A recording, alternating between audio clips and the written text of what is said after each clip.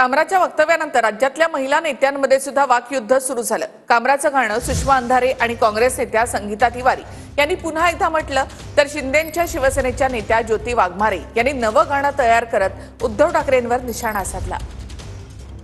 आने की रिक्शा, चेहरे पे दाढ़ी, आंखों पे चश्मा, हाय भांडू का भामटा, सुबह की प्रेस, माइक देखते ही भौके, हाय हाय। थाने की रिक्शा, चेहरे पे दाढ़ी, आंखों में चश्मा, हाय हाय हाय। मेरी नजर से तुम देखो, गद्दार नजर वो आए। बांद्रा का बंदर हिंदुत्व को बेचकर सीएम की कुर्सी को ललचाए। मंत्री नहीं यह दल बदलू है, और कहाँ क्या जाए। तीर कमान मिला है उसको, अब बाप मेरा ये चाहे।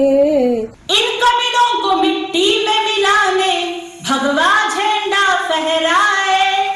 जनता की नजर से तुम देखो, ठाणे का टाइगर नजर आए।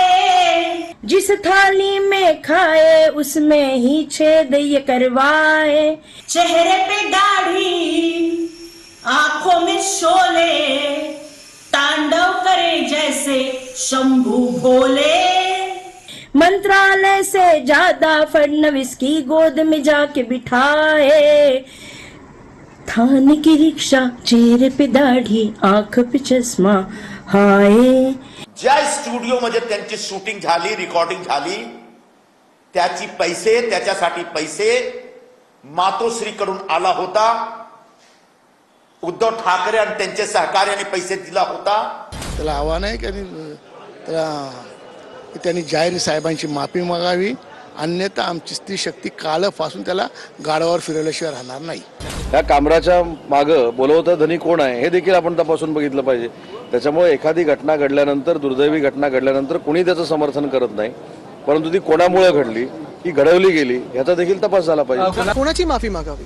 गद्दार आणि चोर हे एकनाथ शिंदेच आहेत असं मुख्यमंत्री पण मानतात का? कारण त्यांनी तर नाव घेतलं नाहीये। काल पहिला जेव्हा मी व्हिडिओ पाहिला तो मला माहित नव्हतं कोणाबद्दल बोलत होते। आम्ही पण म्हणतो ना, आज मी पण म्हणतो ना, गद्दारी केली यांनी, गद्दारी केली आजही सांगतो ना। तर काय करणार का? मी माफी मागायला सांगणार? ते गद्दारच आहेत ते।